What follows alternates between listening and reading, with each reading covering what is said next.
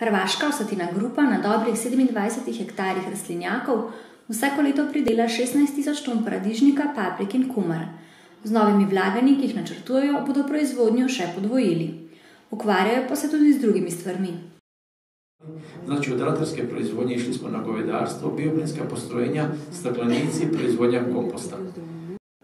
Vse dejavnosti so povezane tako, da je proizvodna cena na enoto čim nižja. Pokušali smo, znači, svaku proizvodnju koja ima svoje određene dobiti i svoje određene proizvode ostaviti na jednoj strani, a onaj sav dio negativnog dijela te proizvodnje otpada smo trebali i pokušali koristiti u drugim proizvodnjama. I iz toga načina smo povezali ratarsku proizvodnju,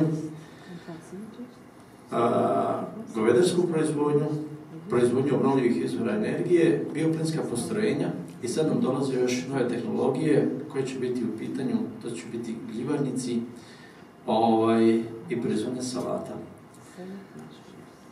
Želimo raditi doradu mlijeka, želimo raditi preradu mesa, želimo raditi proizvodnju supstrata, znači komposta za proizvodnju gljive, želimo imati gljivu, želimo imati salate, želimo imati distributivne centre, želimo imati voćnjake, svoje stakleničku proizvodnju, znači uvesti taj dio voćarstva unutra i kompletan ciklus probati na neki način zaokružiti.